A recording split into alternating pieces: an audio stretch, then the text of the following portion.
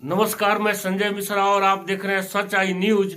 मोतिहारी में कड़ाके का ठंड पड़ रहा है। मोतिहारी ही नहीं बल्कि पूरे बिहार में कड़ाके का ठंड पड़ रहा है। ऐसे में इस कड़ाके की ठंड में प्रशांत किशोर का पद यात्रा मोतिहारी पहुंच चुका है। मोतिहारी के भिन्न भिन्न पंचायतों में वो दौरा करके और मोतिहारी में होमगार्ड के जवान के कैंपस में उन्होंने एक बड़ा सा सभा किया और इस ठंड में भी हजारों की संख्या में उस सभा में लोग पहुंचे थे। उस सभा के पहले प्रशांत किशोर ने एक प्रेस कॉन्फ्रेंस किया था और लगभग जिले के 30 से 40 पत्रकार वहां पहुंचे और तरह तरह के उनसे सवाल किया गया।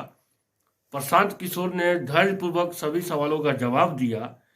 प्रशांत किशोर की इस पदयात्रा का यही खासियत है कि जब से यानी 2 अक्टूबर से भितिहरवा पश्चिम चंपारण में जो गांधी जी का आश्रम है वहीं से पदयात्रा उनका शुरू हुआ था और तब से प्रशांत किशोर सिर्फ पैदल ही चल रहे हैं। एक बार भी न बाइक पे न कार पे वो चढ़े हैं और पैदल चलते चलते वहां से वो विभिन्न पंचायतों का प्रखंडों का दौरा करके वो मोतिहारी पहुंचे। मोतिहारी के यानी पूर्वी चंपारण जिले के बहुत सारे पंचायतों का दौरा कर चुके हैं और यहाँ से उनका कार्यक्रम गोपालगंज जाने का है। तो इस पदयात्रा की यही खासियत है, जैसा कि प्रशांत किशोर ने बताया, वो हर पंचायत में समस्याओं को समझ रहे हैं, लोगों से बात कर रहे हैं, कैसे रोजगार पैदा होगा, कैसे शिक्षा का स्तर सुधरेगा, कैसे स्वास्थ्य का स्तर सुधरेगा। इस पे वो और उनकी पूरी टीम एक बायोडाटा बना रहा है। एक तरह से वो लोग कलेक्ट कर रहे हैं सारे सूचनाओं को और उस पे वो अपना एक लेके आएंगे अपना विचार और उसका ब्लूप्रिंट तैयार करेंगे कि बिहार से कैसे बेरोजगारी दूर हो सकती है, कैसे लोगों को यहीं पे रोजगार मिल सकता है और कैसे शिक्षा का स्तर सुधर सकता है। इसी क्रम में मैंने उनसे एक सवाल पूछा था। जैसे वो कहते हैं कि जब अगर उनको मौका मिले तो 6 महीना से 1 साल के अंदर में मैं चंपारण में ही यानी बिहार के लोगों को बिहार में ही वो अपने पंचायत में ही वो रोजगार देंगे। रोजगार पे बहुत सारे नेताओं ने वादा किया जनता से, लेकिन उस पर खरे नहीं उतरे। यहाँ तक कि प्रधानमंत्री नरेंद्र मोदी भी 2 करोड़ रोजगार का वादा किए थे जब वो पहली बार 1913 में उनका जब प्रधानमंत्री बनने का कैंपेन शुरू हुआ था, चुनाव आया था, तब उन्होंने 2 करोड़ रोजगार का वादा किया था जो पूरा नहीं हुआ। तो प्रशांत किशोर से मैंने यही सवाल पूछा कि क्या ये भी वो जुमला फेंक रहे हैं जैसे और न्योता फूकते हैं। और एक नारा उन्होंने दिया था कि 1915 में जब नीतीश कुमार की सरकार बिहार में बनी थी, उस चुनाव का कैंपेन प्रशांत किशोर ने ही किया था। तो उसके बारे में भी मैंने पूछा। आइए सुनते हैं कि प्रशांत किशोर ने क्या कहा। संजय मिश्रा, सच्चाई न्यूज से मेरा सवाल है सर कि सबसे पहले मैं आपको बधाई देता हूँ, इतना मेहनत इतना लगन से आप अपना पद यात्रा कर रहे हैं। समाधान यात्रा नीतीश जी निकाले हैं, यानी वो भी मान रहे हैं कि उन्हें समस्या है। 17 साल से मुख्यमंत्री हैं। एक नारा आपके द्वारा दिया गया था, बिहार में बहार है, नीतीश कुमार है, और बिहार में बर्बादी है, नीतीश कुमार है। तो कहीं ना कहीं उसका आपको ग्लानि होता है क्या कि कब इनका मदद किया था, बिहार को इन्होंने बर्बाद कर दिया। और दूसरा, पश्चिम चंपारण में आपका स्पीच मैंने सोशल मीडिया पे सुना था और देखा भी था कि आप कह रहे थे अगर मुझे मौका मिले 6 महीना में जो भी पलायन कर रोजगार के लिए बाहर गए हैं उनको मैं बिहार में ही रोजगार दे दूंगा। तो ये भी एक, जैसे और नेता लोग रोजगार के नाम पे जुमला फेंकते हैं, तो ये भी एक जुमला था कि वाकई आप सीरियस है या ये स्लिप ऑफ टंग था आपका? क्योंकि 6 महीना में क्या ये पॉसिबल है सर इतने लोगों को बिहार के अंदर में ही रोजगार दे देंगे? चलिए, पहले सवाल का जवाब देता हूं। नारों को थोड़ा और ध्यान से पढ़िए। नारा था बिहार में बहार हो, है नहीं। बिहार में नारा हमने लिखा है तो हम जानते नहीं, इन्हीं शब्दों यही काम करते थे, इतना तो पता है। बिहार में बहार हो नहीं, आप नारा नहीं देखें, जाकर देख लीजिएगा।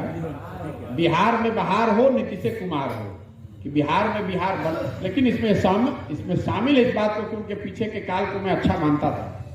बिहार में बहार हो, ये प्रेजेंट कंटिन्यूअस है कि बिहार में जो स्थिति है ये बनी रहे और बेहतर हो, इसलिए नीतीश कुमार बने रहे, ये सोच थी। मैंने इस बात का उत्तर ऑलरेडी दे दिया है कि वो सोच क्यों थी। और ये सिर्फ नहीं था कि हम प्रचार करके चले गए, हमने योजना बनवाई। आपको ये नहीं लगता है कि बिहार के हर घर में अगर पानी नल से आता तो बेहतर होता? अगर आपको ये नहीं लगता है कि बिहार के हर नाली और गली का पक्कीकरण होता तो उससे आज बिहार की स्थिति बेहतर होती? आपको ये नहीं लगता है कि बिहार के हर युवा को 18 साल से 35 साल में 1000 रुपए मिलता तो उससे बेहतर होती स्थिति? उन्होंने वो नहीं किया। तो योजना बनाने वाले का जो दोष है, तो मेरा उतना दोष मान सकते हैं कि हमने योजना बनाई, उतना दोष हमारा है, इसीलिए उसका प्रायश्चित कर रहे हैं, मान लीजिए इस बात को। दूसरा, आपने कहा नहीं, बिल्कुल मैं जुमलेबाजी नहीं करता। आप इस बात को खूब गंभीरता से समझिए। पहली बात कि मैं नेता नहीं हूं, मैंने कोई दल नहीं बनाया है।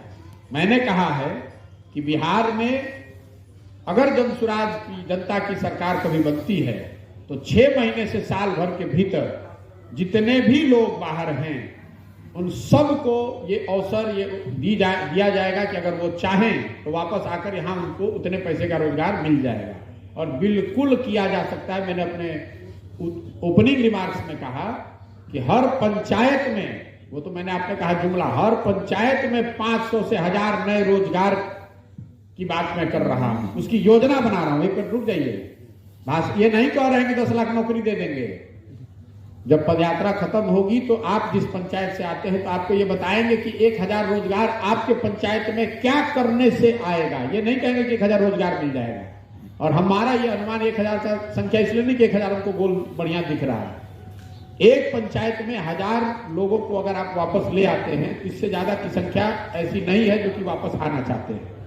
ये हम लोग का अभी तक का अनुमान है कि जिस पंचायत में भी आप जाएंगे तो वहां पहले चरण में, क्योंकि दूसरे चरण में और लोग आएंगे जो शायद यहाँ के बिजनेस करना चाहते हैं, जो डिस्ट्रेस माइग्रेशन का लेवल है। मैंने कहा कि करीब 50% लोग जो नवयुवक हैं वो बाहर काम कर रहे हैं। एक पंचायत की जनसंख्या कितनी है? नहीं 12,000, 10,000 12,000 पंचायत है। अगर जनसंख्या उतनी है तो कामकाजी एज में उसका करीब 25% लोग होंगे। 18 साल से 50 साल की एज ग्रुप में करीब 3000 लोग होते हैं। उस 3000 में से 50% मैंने कहा कि लोग बाहर, अनुमानतः लोग बाहर हैं। मैं अगर 1000 हर पंचायत में रोजगार कर दिया जाए तो 100% लोग वापस आ जाएंगे। बहुत बड़ी बात है। तो हम ये कहां कह रहे हैं कि 1000 रोजगार दे देंगे? जो मैंने कहा उसको मैंने आपको नंबर से जोड़ दिया आपके सामने। ये नंबर हवा में नहीं है। पंचायत का जो पॉपुलेशन है उसमें जो नवयुवकों की संख्या है, उसमें जो लोग बाहर गए हैं, वो संख्या पंचायत की जनसंख्या के आधार पर 500 से 1000 के बीच में होती है। क्योंकि हर वो व्यक्ति जो बाहर गया वो मजबूरी में नहीं गया है, कुछ मजबूरी में गए हैं, उनको वापस आने की जरूरत है। कुछ लोग यहाँ जब सहूलतें बढ़ेंगी तब आएंगी। लेकिन अगर आप 500 से 1000 लोगों को वापस लाकर रोजगार दे दें तो वो करीब सारे लोग जो मजबूरी में बाहर गए हैं वापस आ सकते हैं। अब आपका ये सवाल जरूर होना चाहिए कि 1000 रोजगार मिलेगा कैसे?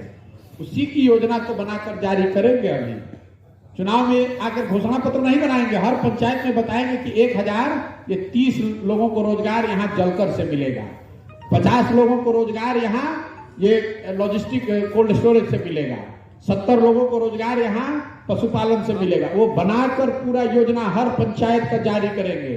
उसको देखिएगा, समझिएगा, ठीक लगेगा तो मानिएगा, नहीं ठीक लगेगा तो फेंक दीजिएगा। योजना बनाना और धरातल पे लाना, योजना तो नीतीश कुमार भी बनाई थी, हर घर का योजना। नीतीश कुमार ने योजना भी नहीं बनाई, आपको यही नहीं समझ में आया?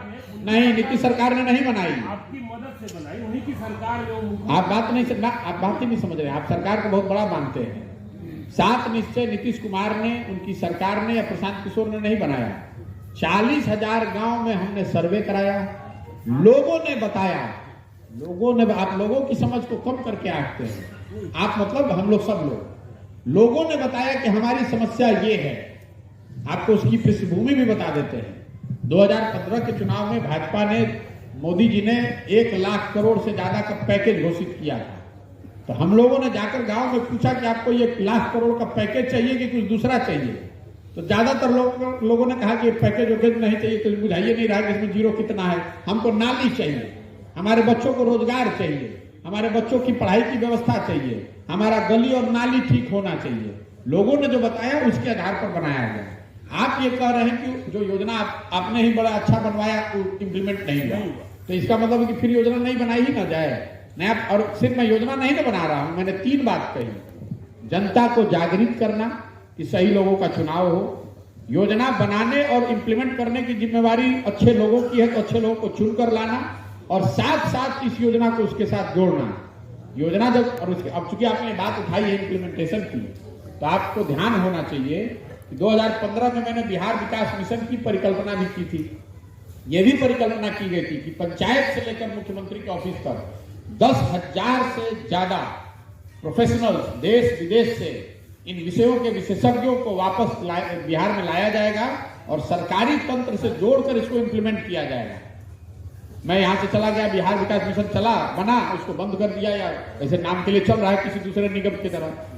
तो हुआ क्या, नल के जल योजना तो अच्छी है, उसको कराने की जिम्मेवारी आपने ऐसे लोगों को दे दी जिसको कोई समझ ही नहीं है, जिसका इंटरेस्ट ही है कि इसको लूटना है इसमें से।